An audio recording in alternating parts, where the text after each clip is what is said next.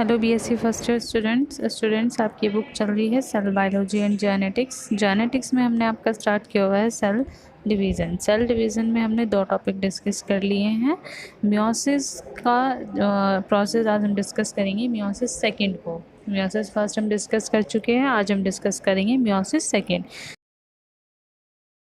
तो स्टूडेंट्स, जैसा कि हमने आपको बताया था, जो मियोसिस फर्स्ट होती है वो एक रिडक्शनल डिवीज़न शो करती है। रिडक्शनल डिवीज़न मतलब जो क्रोमोसोम्स होते हैं वो हाफ़ कर दिए जाते हैं और हाफ़ होने के बाद भी वो फर्दर 4 फेजेस में डिवाइड होते हैं।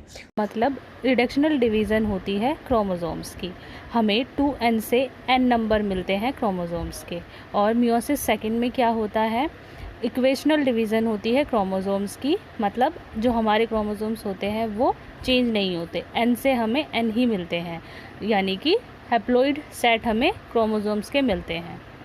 स्टूडेंट्स, फिर मियोसिस सेकंड जो होती है वो 2 फेज़ में डिवाइड होती है। कौन कौन सी फेज़ में? कैरियोकाइनेसिस और साइटोकाइनेसिस। कैरियोकाइनेसिस में क्या होता है, न्यूक्लियस का डिवीज़न होता है, और साइटोकाइनेसिस में क्या होता है, साइटोप्लाज्म का डिवीज़न होता है। जो कैरियोकाइनेसिस होते हैं वे भी उसमें फर्दर 4 पार्ट में डिवाइड होते हैं। कौन कौन से? Prophase second, metaphase second, anaphase second और टीलोफेज सेकंड। तो अब हम इनको देखते हैं। फर्स्ट है आपका prophase second. Students, meiosis second का प्रोसेस भी ऐसे ही सेम होता है जिस तरीके से हमारा मियोसिस फर्स्ट का होता है। ठीक है, तो मियोसिस सेकंड की प्रोफेज सेकंड में क्या होता है, जो हमारा न्यूक्लियस होता है उसकी जो आउटर मेम्ब्रेन होती है वो डिज़ोल्व होनी शुरू हो जाती है और स्पिंडल फाइबर का फॉर्मेशन शुरू हो जाता है। और इसके बाद मेटाफेज सेकंड में क्या होता है, जो हमारे क्रोमोसोम्स होते हैं वो इक्वेटर प्लेट पर आ जाते हैं, यानी कि सेंटर में आ जाते हैं। फिर इसके बाद एनाफेज सेकंड में क्या होता है, और जो हमारे एनाफेज सेकंड में सिस्टर क्रोमेटिड होते हैं वो क्या करते हैं, मूव कर जाते हैं, यानी कि कुछ जो क्रोमोसोम्स होते हैं वो ऊपर की साइड चले जाते हैं और कुछ नीचे की साइड। तो क्या करते हैं, अपने अपने पोल पर सेट हो जाते हैं।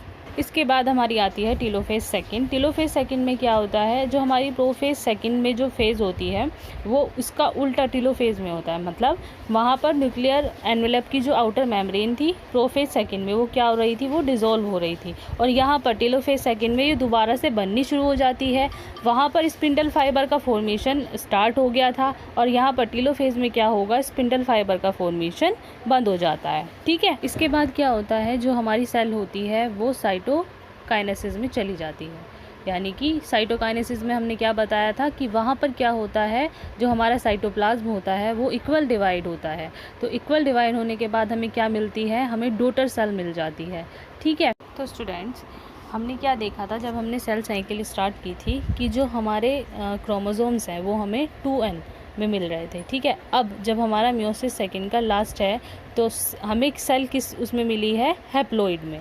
जब हमने स्टार्टिंग में किया था तो वो किस में थी, डिप्लॉइड में। अब हमें मिली है हैप्लॉइड में, जो कि हमें चाहिए। क्योंकि स्टूडेंट्स, अगर हमें बॉडी की नॉर्मल ग्रोथ करानी है तो जो हमारी सेल होती है वो माइटोसिस का प्रोसेस करती है, लेकिन अगर हमें रिप्रोडक्टिव सेल से गैमेट का फॉर्मेशन कराना है तो जो सेल होती है वो मियोसिस की स्टेज से होकर गुजरती है, और उससे हमें क्या मिलता है, हमें हैप्लॉइड सेट मिलते हैं, यानी कि गैमेट्स मिलते हैं। तो स्टूडेंट्स, मियोसिस का ओवरऑल प्रोसेस जो हमारा होता है वो इस डायग्राम के ज़रिए आप बहुत अच्छे से समझ सकते हैं। इस डायग्राम में दिखाया हुआ है कि किस तरीके से जो हमारी सेल होती है वो डिवाइड करती है और कौन कौन सी फेजेस हमारे सेल के अंदर होती है, और मियोसिस के अंदर कौन कौन सी फेजेस होती है और किस तरीके से जो सेल होती है वो डिवाइड करती है। तो आप इस डायग्राम को अच्छे से देख लें। तो स्टूडेंट्स, अगर हम अपनी सेल साइकिल को दोबारा से देखें तो उसमें क्या प्रोसेस होता है, ये सेल जो होती है वो 2 पार्ट में डिवाइड होती है। कौन कौन सी?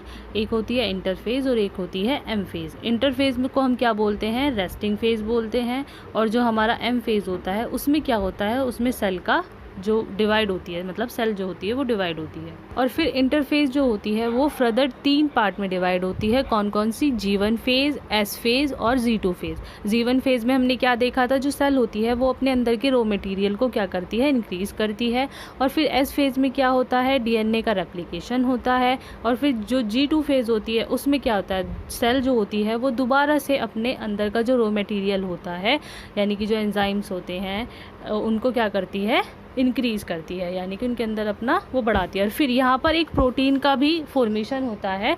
कौन सी प्रोटीन का फॉर्मेशन होता है? जिससे स्पिंडल फाइबर का भी फॉर्मेशन होता है। तो ट्यूबुलर प्रोटीन का फॉर्मेशन होता है कहाँ पर? G2 फेज़ के अंदर।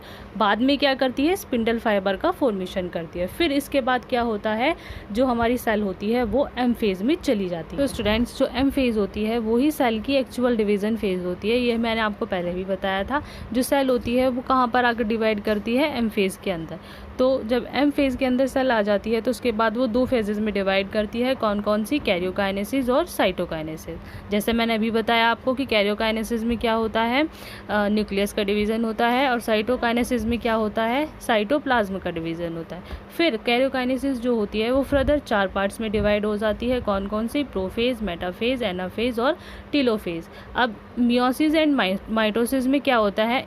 जो मियोसिस होती है उसमें prophase first, anaphase first, telophase first, ये सब फर्स्ट के उसमें हमें देखने को मिलती है।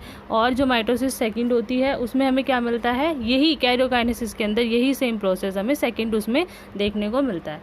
फिर उसके बाद हमें क्या मिलता है? साइटोकाइनेसिस में। साइटोकाइनेसिस में जो हमारा न्यूक्लियस होता है उसके अंदर जो साइटोप्लाज्म होता है उसका इक्वल डिवीज़न हो जाता है। फिर उसके बाद हमें क्या मिलती है? डॉटर सेल मिल जाती है। तो स्टूडेंट्स, ये सब मैं आपसे पहले भी बता चुकी हूँ। इसके अलावा भी हमने क्या डिस्कस किया था कि जो सेल होती है उसके अंदर 3 चेक पॉइंट्स होते हैं। कौन कौन से? G1 check point, G2 check point और M चेक पॉइंट। तो जो हमारा G1 चेक पॉइंट होता है उसका क्या प्रोसेस होता है? वो क्या चेक करता है? ये चेक करता है कि जो हमारी सेल है उसके अंदर जो हमारा रॉ मटेरियल है वो सफिशिएंट अमाउंट में है या नहीं। क्यों? क्योंकि आगे जाकर उसको क्या करना है? DNA का रेप्लिकेशन करना है। और स्टूडेंट्स, मैंने आपको ये भी बताया था कि जो अगर सेल एक बार G1 चेक को पास कर लेती है, यानी कि उससे आगे बढ़ जाती है, तो जो हमारी सेल होती है वो पूरा का पूरा अपनी सेल साइकिल को कंप्लीट करती है।